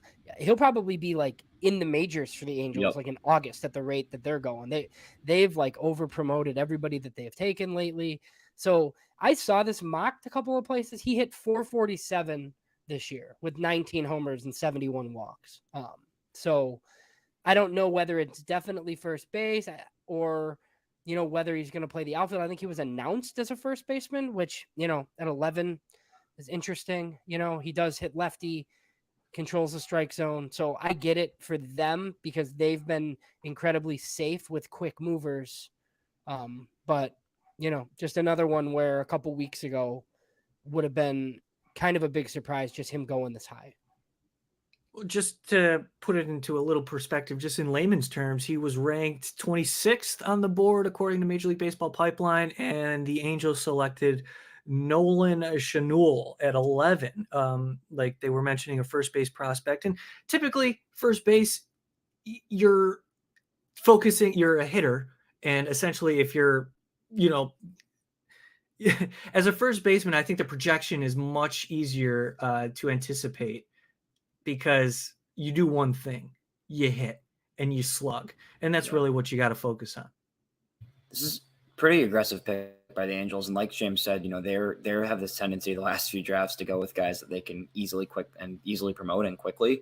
We saw them with Zach Neto and Ben Joyce with extremely quick promotions. I don't know if it's quite this season, but it could be, honestly. But by next season, I expect him to be in Los Angeles, and I don't know. It's going to be really interesting to see the direction of the Angels moving forward with the Shohei Ohtani situation, because they need to figure out what their direction is. And if they don't have Shohei in that plan, it's going to really change everything they're doing right now. Okay. Should I just chill out a little bit on the whole Kyle Teel to the Chicago White Sox thing? So here's the thing. This is this is really interesting. So, Joe Doyle's reporting that the Diamondbacks at 12 are going to take Tommy Troy. Okay. Which, look, it's only a couple picks away. So in my mock draft, I have Arjun Namala, the Strawberry Crest, Florida, prep shortstop, going to the White Sox at 15. I did not have Virginia's Kyle Teel on the board. At this point, obviously, Matt Shaw of Maryland is on the board. Another guy I know the White Sox connected to a little bit was TCU third baseman Braden Taylor. So, look, they could have the opportunity to draft any of those guys. Cubs are coming up at 13. They've been linked to a bunch of different players. Same thing for Boston. They've been a little bit strange of late where they've taken a lot of prep infielders. So yeah, we're a couple picks away with a lot of guys on the board that I think we would like. There's a lot more options that I'm happy with than I expected to. I am just terrified of the possibility of us taking Jacob Gonzalez That's my only concern here. I'm not a huge fan of Gonzalez. I don't think he's all that projectable compared to some of these other guys.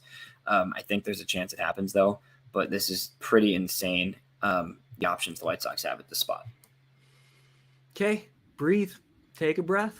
Let's okay, I can't help it. I'm getting super excited. I hope Kyle Teal drops, because all of a sudden that just, I mean, like we talked about earlier, isn't just a catcher, but he slugs. And, 21 years old can potentially be a quick riser, and somebody that wasn't projected to fall this far. So just breathing. We thank everybody here. Of course, we're getting closer to the White Sox pick. We have a Cubs guest coming up.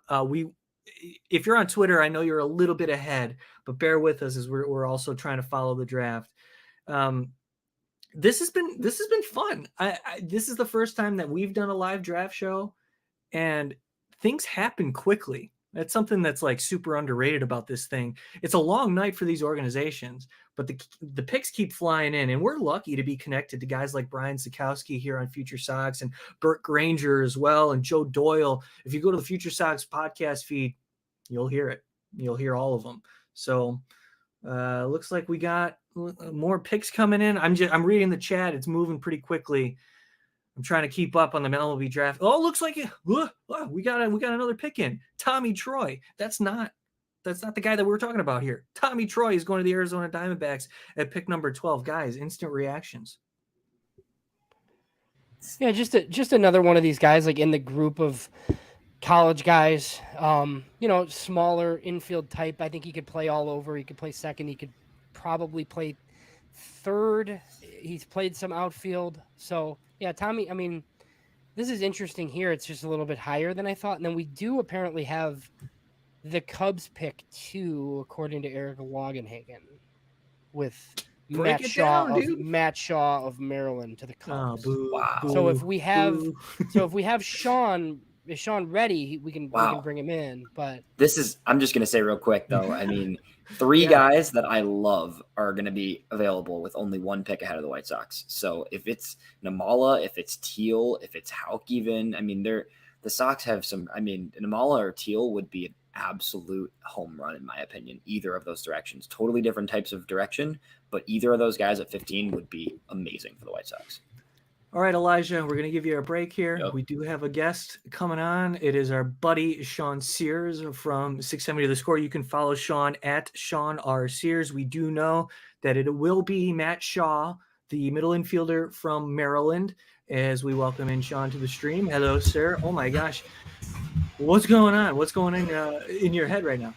I'm excited. I don't know. This wasn't the guy I was expecting. I know the Cubs were enamored with a lot of these shortstops. I know the talk was that these young kids, these young shortstops were what they were looking at. So this is interesting, but I don't know. I mean, I just love athletic players, and I think that's where the Cubs are kind of looking at these last couple of years. I know they've gone heavy pitching the last 2 drafts, or mainly more this previous draft, but a guy like Ed Howard, you see like what Christopher Morel has been in their system. Guys like James Triantos, who's like maybe not, I would say, athletic, but like is a guy that plays a lot of positions. The Cubs seem to be enamored by a lot of that. So I'm up for it. I'm intrigued. I don't know a ton about Shaw, but I know he was one of the top players in this draft, and he was one of the better players in Maryland. So I'm excited. I don't know. How are you guys doing? I feel like I haven't seen you. We're great. Yeah, I appreciate you, Sean. That's good to hear. And you mentioned the heavy draft. I should say, the Cubs going heavy pitching in the draft over the last couple of seasons, a lot, like throughout their 20 rounds. You see a lot of pitching. And I think Jordan Wicks, am I wrong in that? Jordan Wicks was a previous first-round draft pick. 2021 first-round pick, out of Kansas State. And he's projected to maybe make his debut next season, if I read that correctly. So when it comes to Matt Shaw, this is a guy who played shortstop at Maryland, but hit very well, athletic. Right. We talked to Burt Granger, who projected him to be more of a second baseman.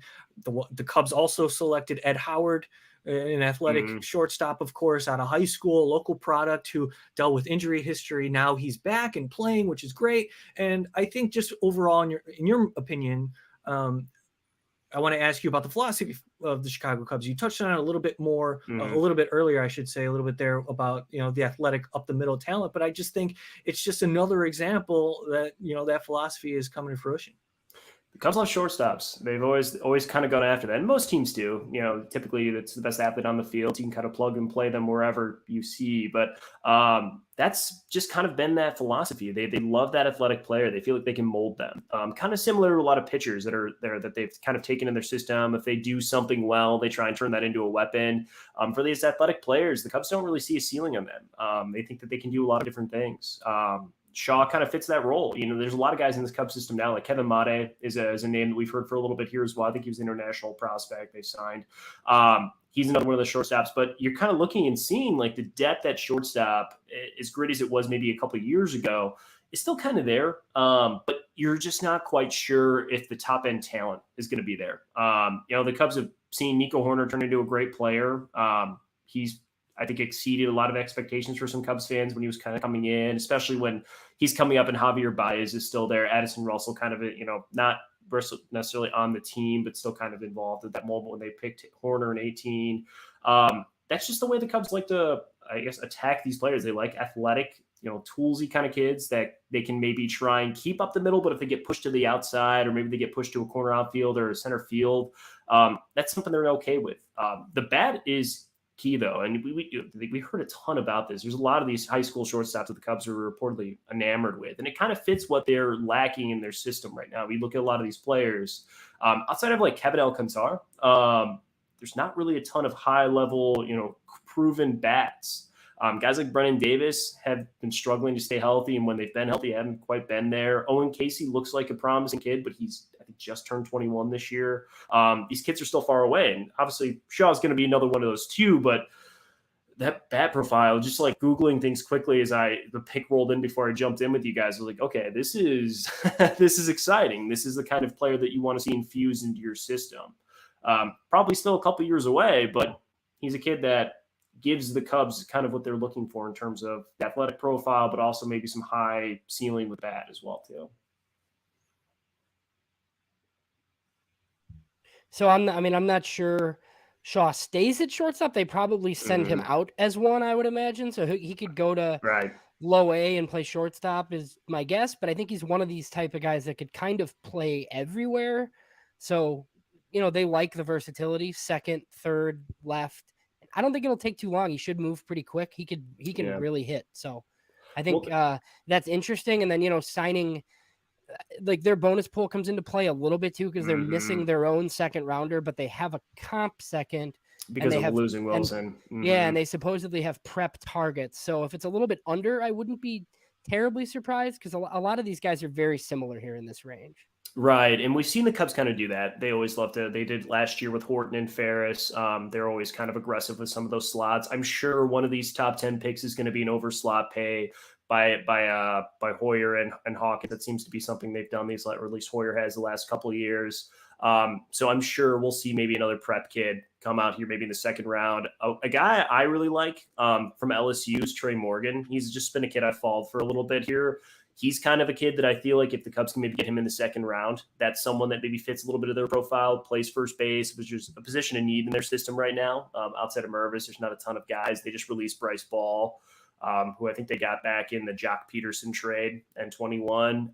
So that'd be interesting. But he plays the outfield too, and he's got a good bat. I think he's a switch hitter. Those kind of players where the Cubs don't have to pigeonhole them into a spot, kind of let them grow into the player they want them to be.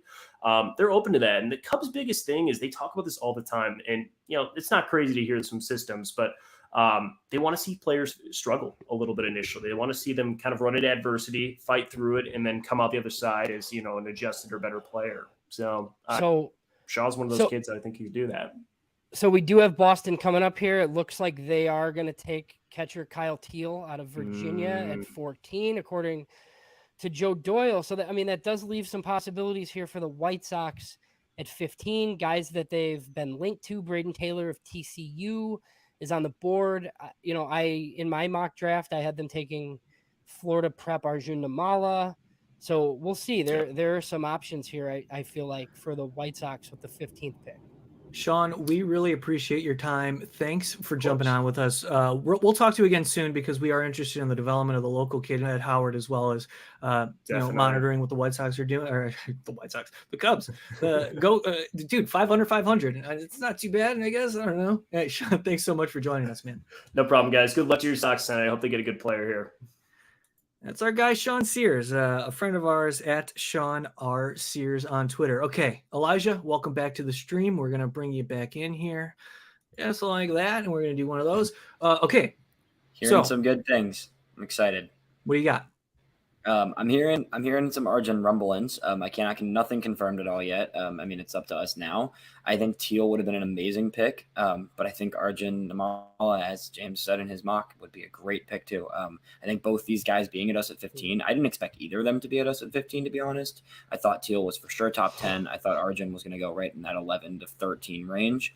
So I think both these guys being on the board, obviously Teal is just going to the Red Sox now, but both these guys being on the board going into the 14th pick was shocking. So I'm happy with either of these. Honestly, we have many options here. I wouldn't even mind Houck. I think there's good options here. As long as it's not Gonzalez, I am very satisfied.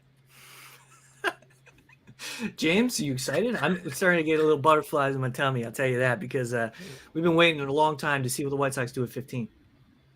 Yeah, you guys know, like I don't get excited. I stay even, and of course.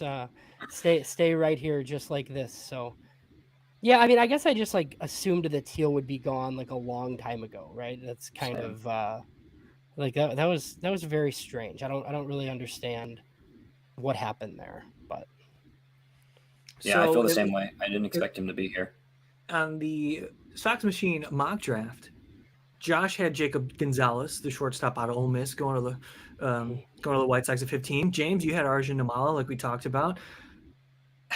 We're waiting.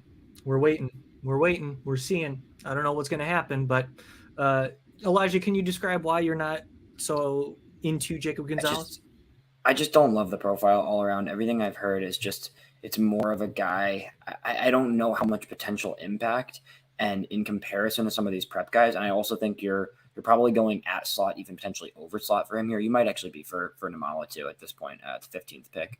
But I think it's better value. I think Namala provides a lot of potential.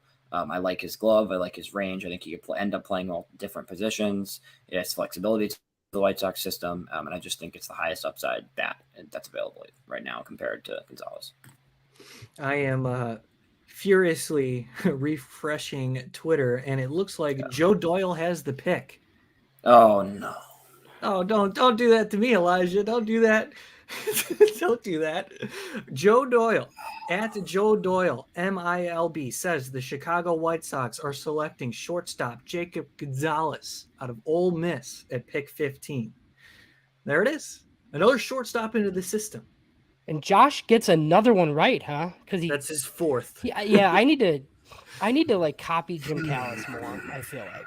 So I don't know. This one's like a little bit of a surprise to me just because like it's not the super loud tools that I kind of thought that, they might go with. This is a guy who like I feel like a lot of people did think was like a top 6 to 7 lock like coming into the year.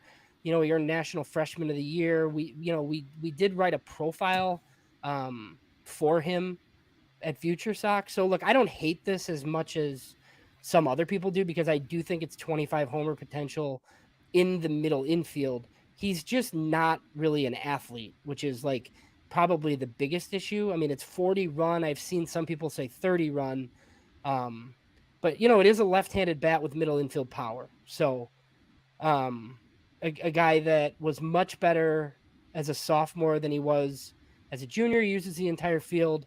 So yeah, this is interesting. I'm sure they'll send him out as a shortstop. He should be in Kannapolis, and we'll go from there. We'll see what Mike Shirley has to say about it a little bit later tonight.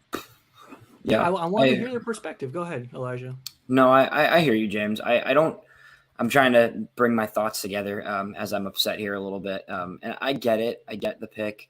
I don't hate it. I don't like it. I'll be honest. I think this strays away from what the White Sox have been going after and what the organization has seemed to be gravitating towards, these high toolsy type guys. that could make more of an impact. And I think Namala has, a lot higher upside, honestly, than Gonzalez does.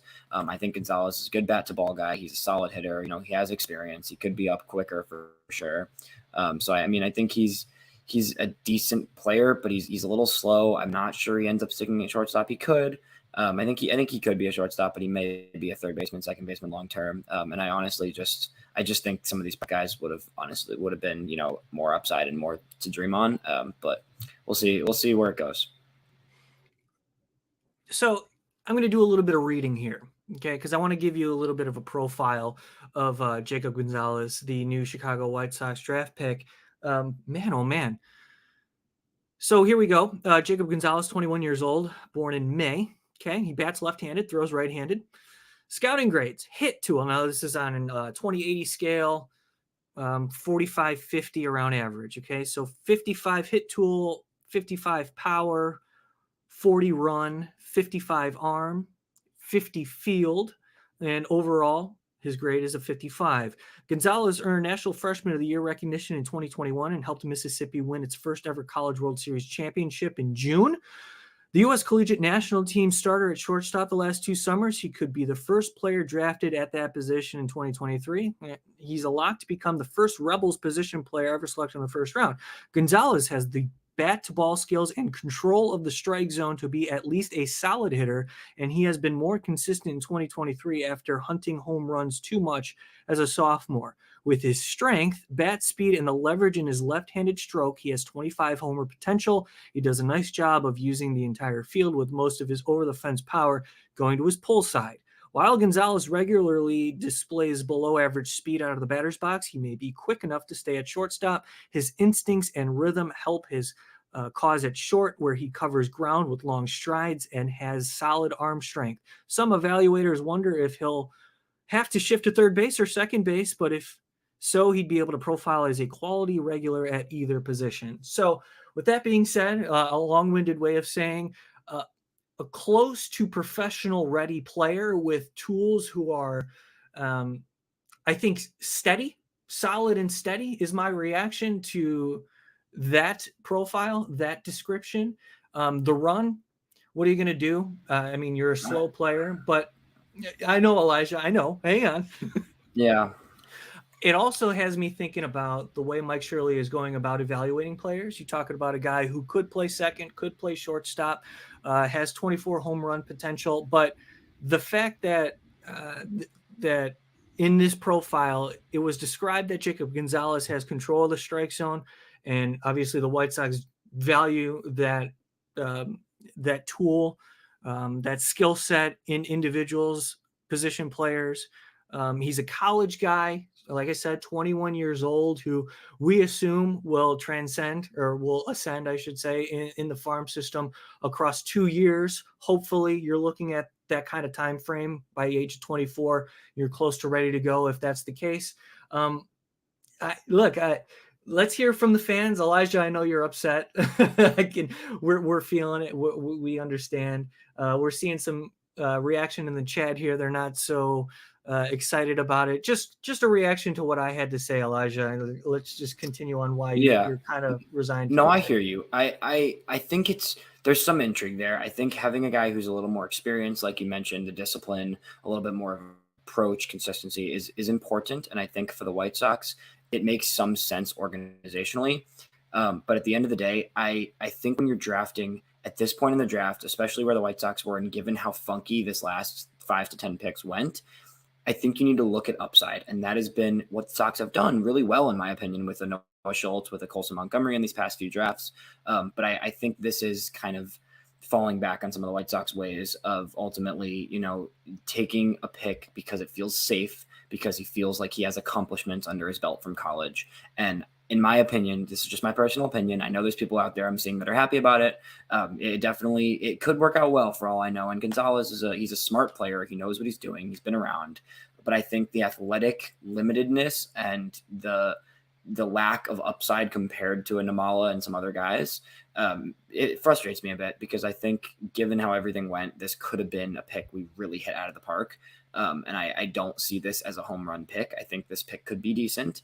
But I don't see him having upside of a star player. And given the White Sox organizational situation right now, in a spot where we are struggling and we're trying to enter this, this new era rebuild, whatever it looks like in the next, few months of the season, going into next year in the offseason, I would be going for potential, and I don't see Jacob Gonzalez having the upside of some of the other guys on the board. That's where I'm at.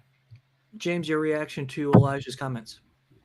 No, so I definitely agree with that. There are guys with more upside for sure. He's not playing shortstop. I don't think. Did they announce him as a shortstop? Maybe they'll send him out as a shortstop. But he's a big league second baseman, probably pull power.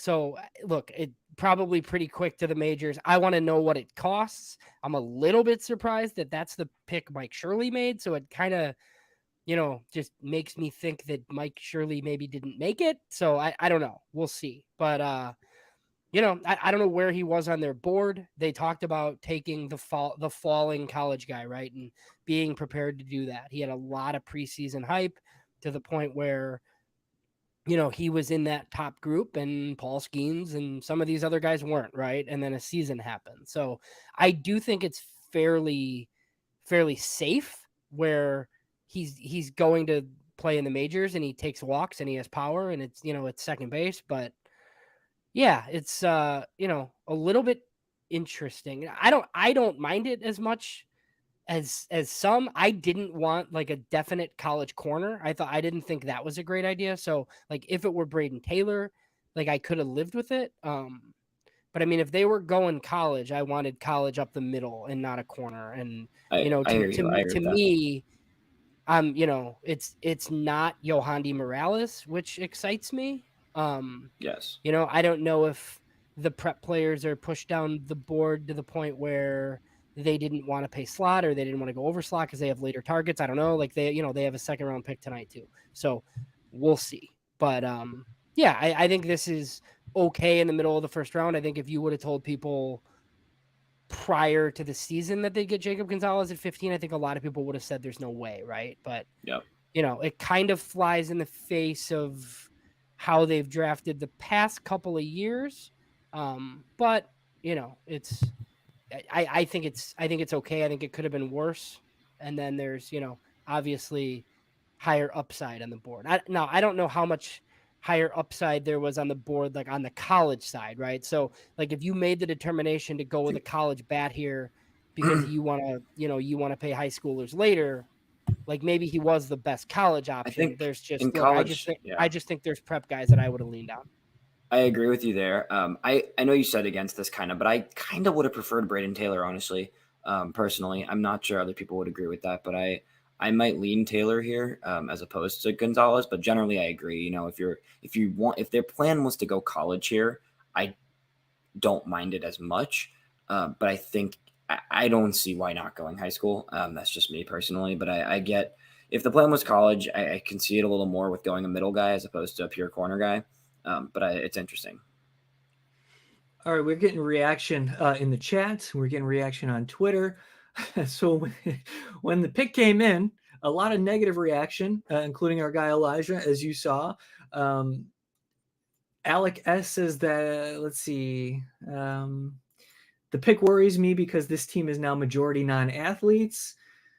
Joel Perez says pain. Clutch Hat Trick says I'm upset. Cry says this is the most White Sox pick ever.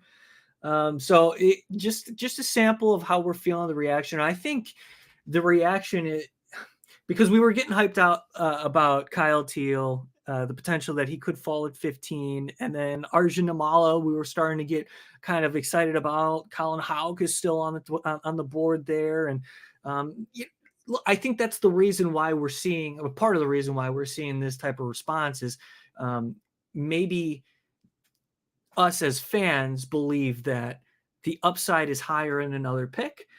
James, I think you said it very well. I think this is a pretty safe selection. A college hitter who was a part of a college program, a really good program. I saw on Twitter, Seth Stowe's our guy. He believes that he could be the future shortstop of the Chicago White Sox. Interesting opinion, because I don't know. I have no idea the type of player that the White Sox are getting in Jacob Gonzalez until I see him play at a professional level. Curious how he did in the wood bat leagues, if he played at all. One of the things too, we were talking about just what Mike Shirley has done in the draft in the past. He went college pitcher in Garrett Crochet. He went high school shortstop, Colson Montgomery. He goes high school pitcher and Noah Schultz in the first round. And now he's saying, now he goes college shortstop up the middle in Jacob Gonzalez. I project Colson Montgomery to be their future shortstop at this point. I just not knowing enough about Jacob Gonzalez to say otherwise, because the body of work suggests that Colson Montgomery can stay at shortstop and he's having success at every level that he's played in right now. I'd love to see how Jacob Gonzalez adjusts to professional pitching. That's the next step for him. But guys, you're getting a 21-year-old shortstop who will develop as a shortstop, but over time could move to either third or second base. So I think it's a steady pick, and I think the White Sox need to build more up the middle, fundamentally sound baseball players. On the bright side, I know I'm showing a lot of negativity in the last few minutes, but on the bright side, I believe Enrique Bradfield just went to the O's at 17, and I am glad we got Jacob Gonzalez if the other option could have been Bradfield. So I am glad we didn't go that route. I think they're definitely, in terms, the more I think about the college options, as James said, if you're going the college route, I don't mind the pick as much. I would have rather gone pro. Trey Williams says, the most White Sox move possible, just terrible. Aloha, Mr. Hand. Hey, welcome in, bud. Appreciate you checking and stopping by. He says Nick Madrigal 2.0. Okay, come on now. All right. James, I know you're busy getting information about Jacob Gonzalez. Just curious what you're seeing on Twitter, some of the reaction you're getting around the league.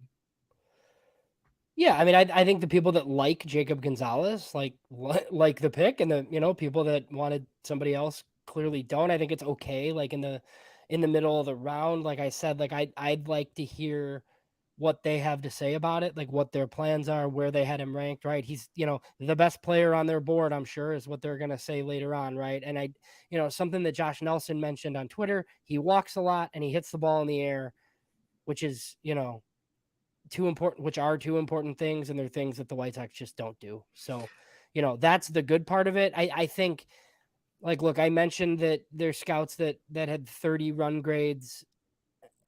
He's playing second base, guys. I mean, this is not somebody that's like going to be the future shortstop of the Chicago White Sox. Like that's, you take shortstops because shortstops can play everywhere. Right. So, it's not a college corner that's going to end up in left or at first, which is, I think, the good part of this. And then look, I'm interested to see what they do tonight and tomorrow. So yeah, I think. Sorry, real quick, Elijah here. I want to just mention this from Brian Sikowski, just an outstanding source for us regarding information on these prospects. And you can follow Brian Sikowski at B_Sikowski_PG. He says, White Sox Jacob Gonzalez, a beautiful left-handed swing with plus raw power, takes walks, solid average, hit tool projection. Chance to stick at shortstop with third base, the likely backup plan, consistent performer from a great program of Ole Miss. So, I mean, look, Aloha Mr. Hand said Nick Madrigal 2.0, clutch hat trick, kind of agrees with him. Aloha, I hear you. You expect him to be a utility player, and I understand completely the frustration with that. If you're selecting a utility player in the first round at 15, that can be frustrating. But there's way more power than Nick Madrigal, though. That's what I'm saying. He's not even similar to Nick Madrigal. Not even close. The guy that's similar to Nick Madrigal went 6 to the A's. So. Yep, exactly. Well, it's just the I get the frustration, but that's not anywhere near true. The anomaly that is Nick Madrigal was the 70 grade hit tool projection, and the speed and the hit tool and the defense and the speed, the raw power, and the fact that Jacob Gonzalez could play third base. I know, James, you project him more so as a second baseman. These are backup plans.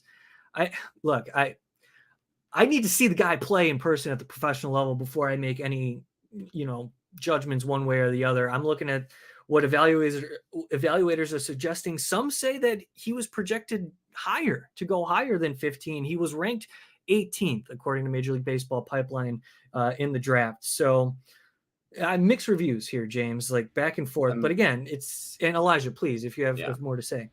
No, I was going to say it's not Nick Magical at all. I'm with James on that. That's not who he is. He definitely has more pop than that. He has more hitting potential than a Magical ever did, and more than a Jacob Wilson did, more than an Enrique Bradfield does, in my opinion. So I think it's definitely it's better than some of the other options that they could have gone with. I'm really curious where Namala is going to end up going. I'm confused that he's still on the board, so I'm curious about that, because if there's more to that, there's always could be stuff we don't know. That's the thing. There could be a lot of other factors here, with some of these high school guys, especially, that we don't know yet. So it's hard to judge that, and I think we need to let it happen. And I'm excited to see what happens for him. I ultimately, as you said, I don't think he ends up playing shortstop, right? I think he's probably a second baseman, maybe a third baseman if the arm gets there a little more. But I think he has a well-rounded skill set that could continue to develop, and I think it's just we're gonna have to wait and see what happens with the rest of these picks. But it'll be interesting, and I think it comes down to how he develops and how the White Sox continue to grow him in the system. So from what I'm seeing, the more I read, reactions on Twitter and descriptions from experts, it really, to me, I believe the White Sox were sold on the plate approach, the discipline, the advanced standing that he has at the plate, right? The advanced plate approach, I should say. We're seeing complete hitter here, like names, very complete hitter with a pull-oriented swing, which can be tweaked.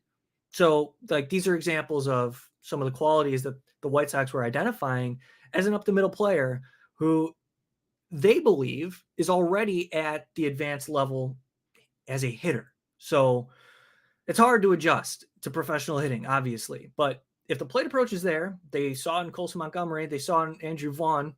I mean, it's one of those things. It's a determining factor.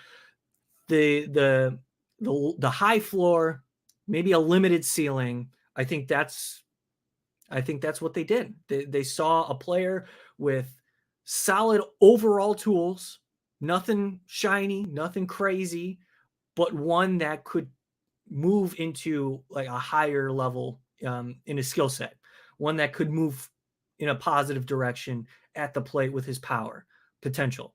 Now, I don't know if he's a non-athletic player because I haven't seen him in person or I haven't seen him move at shortstop. So, if that's the biggest downside of the player, then I'm sort of concerned, because if you're taking a non-athlete at shortstop, then there's issues. But I got to believe that this is a well-rounded player with a solid enough plate approach, one that's ready to take on professional hitting, one that gives you confidence that he's not going to get overwhelmed by failure. And I think that's where I'm at with this. I'm content with a wait and see approach because I need to see more out of this player. And I know he had a down year compared to the rest of his career at Ole Miss, but evaluators really do believe that this is a well-rounded up the middle player that may have projected to go higher in the White Sox, or I should say in the MLB draft. I'm just looking at Twitter now as more and more information is filtering through. We also have updates on some picks that are being made outside of the White Sox. So I just hit the refresh button there. Jacob Gonzalez again going to 15 to the White Sox, followed by Bryce Eldridge. Enrique Bradfield Jr. to the Orioles, and Brock Wilkin out of Wake Forest going to the Milwaukee Brewers. Wilkin projected to go 25th, goes 18 to Milwaukee, a third baseman. And Enrique Bradfield Jr. talked a little bit about him, lefty outfielder. Jacob Gonzalez, a lefty bat, right-handed the defender. So that's where we're at as White Sox fans. Yeah, I do like that he's a lefty. I think that's a good factor. I mean, I know that's like a very small thing to say, but it is.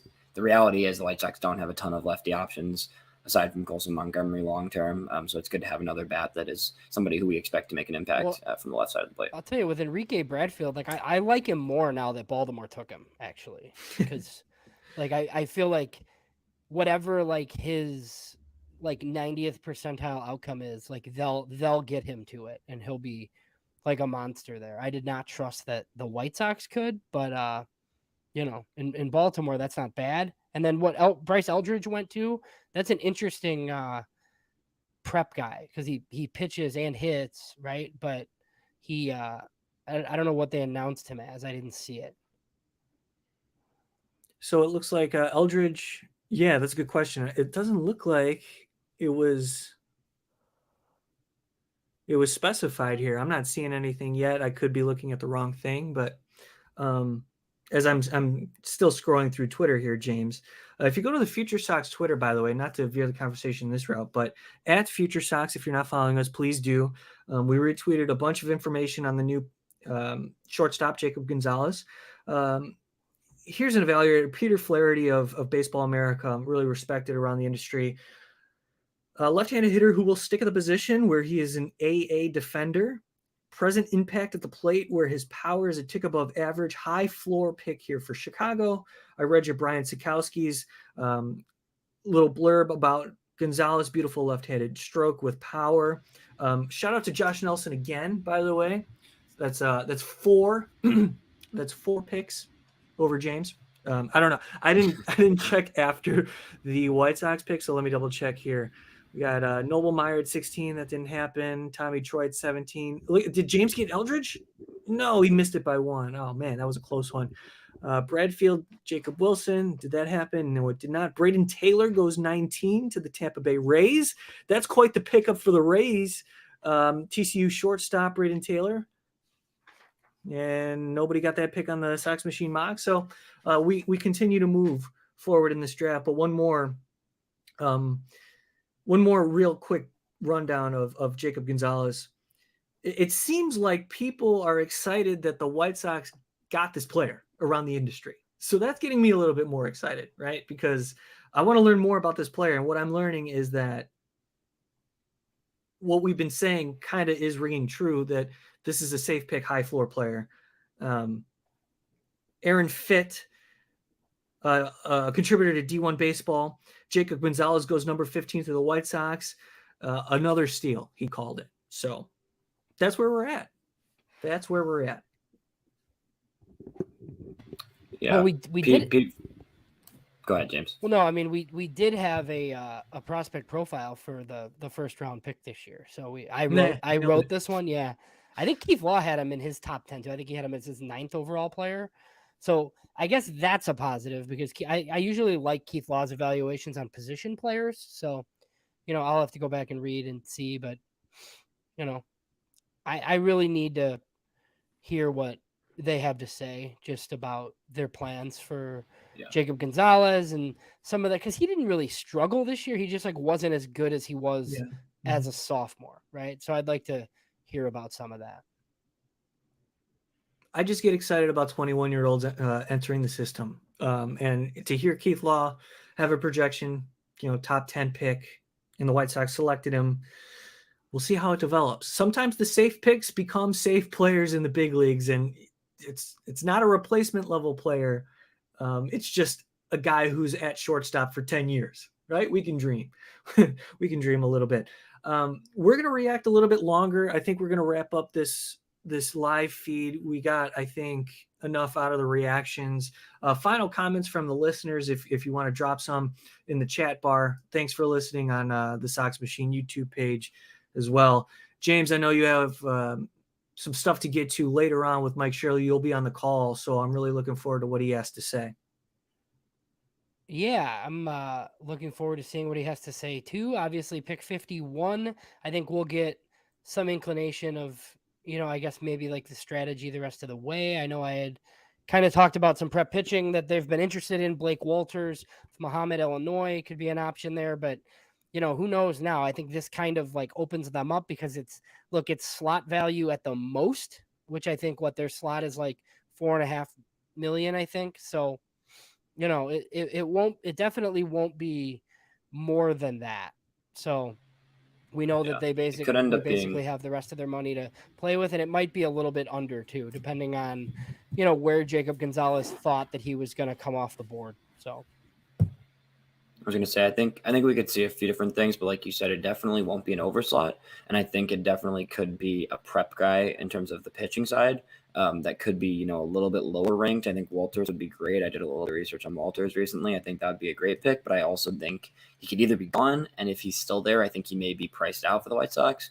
So I could see, some slightly lower ranked prep pitchers, maybe an Alex Clemmy, which is a really high upside, high risk high school guy from Rhode Island, possibly a Paul Wilson from Oregon. Those are both left-handers. I think a left-hander wouldn't be a bad idea for the White Sox. I could see a variety of things there, but like you said, I think it's likely pitching. Probably, I mean, it could go different ways depending on, it all depends on who's there on the board, but it could go many different ways. But I think you see a prep guy most likely, and somebody that's at slot or even below slot potentially. So I know Mike Shirley has, an inkling to hang around the Midwest, and especially in Indiana. I wonder if that's a route that the White Sox will take in the second, third, fourth rounds, potentially as some prep pitchers maybe on the board around that time. This has just been wonderful, guys. This was so much fun. I love doing this type of thing, especially when like-minded individuals are a part of the conversation. I'm just fans of the Chicago White Sox and the organization. It's an important pick, quite frankly. I can't complain about going college up the middle talent. Again, I want to see it play out. I want to see him develop. And I'm curious if, James, do you think he'll get sent to Kannapolis at some point this year? Yeah, I think probably right away. My guess is he goes to Arizona for 3-4 games, whatever. And then, then I think he's probably in Kannapolis immediately. So you can There's follow. No reason not to. Right. Absolutely. And at his age. You can follow everything. White Sox farm system, soxmachine.com, futuresox.com. We got you covered. We have another talented player joining the organization. Just ask the right person and they'll tell you that this player is super talented. Look, that's fine. Give me a shortstop. I'm ready to go.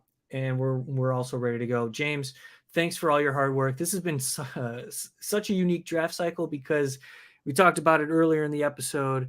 Mike Shirley described the middle pack of the draft to be very condensed and very similar in terms of skill, upside, and all that. Kyle Teal went a pick above the Chicago White Sox. That would have been, in our opinion, a dream scenario. They did end up going a college catcher there, but it is college shortstop out of Ole Miss. And I just want to give a special shout out to James because worked feverishly putting together draft profiles. Josh Nelson was a part of our shows, getting ready for the draft and allowing us to do this show, the live stream. He got 4 picks right, not counting the ones that I didn't count so far, leading into the White Sox pick at 15. So shout out to Josh there. But James, thanks for all your hard work. You really did outdo yourself, and that's saying something because you've been a part of this thing for the last 4+ years covering the draft. Yeah, well, thanks. I mean, there's more work to do now because we got 19 more picks in the next 3 days. So. Elijah, thanks for being a part of this as well. You're a great teammate, and really appreciate you guys. Really appreciate your enthusiasm being a part of Future Sox. Yeah, I hope everybody listening doesn't think I'm totally negative about everything after today, but it's exciting. It's exciting no matter what. The draft is a good time, and there's going to be good things ahead for watching this pick, Gonzalez, and then the rest of the 19 picks, grow, and we'll obviously be talking about them at Future Sox. That's Elijah Evans. You can follow him at ElijahEV8 on Twitter. James Fox alongside us, as always, at JamesFox917 on Twitter. I'm at Rankin906. Also, Future Sox at Future Sox. And, of course, follow Josh Nelson and Jim Margulis as well, the Sox Machine team that allowed us to do what we're doing right now. Thank you, everybody, for tuning in. This was a lot of fun. We're closing in on 2 hours. We're going to enjoy the rest of the draft offline, and then James is going to be on the call for Mike Shirley's press conference following day 1. We're going to have a recap for you on the Future Sox website. We'll have all the picks for you, a breakdown, opinion pieces, as well as the podcast. We do podcasts every Tuesday. We also do podcasts every Saturday. So make sure that you're subscribed. One final thing for those still listening before we sign off, August 26th, mark it on your calendar. We want to see you at Guaranteed Rate Field. Purchase tickets to support Future Sox. It's $100. You get the all-you-can-eat section in the patio. We're going to hang out, eat, drink, talk, and then go to right field to watch the game. It's the White Sox versus the A's. And the special kicker is you get a Dylan Cease bobblehead because you'll be there early. You'll be able to get the patio section. You'll be lined up 90 minutes before first pitch. So if you want to be a part of that, please go to Future Sox at Future Sox on Twitter. Thank you, everybody, for tuning in on the live stream on Twitter and on YouTube. I'm going to pull one of these up here to signal that we're done. So, guys, thanks so much for watching. Appreciate everybody. For James Fox and Elijah Evans, my name is Mike Rankin. Let's go White Sox.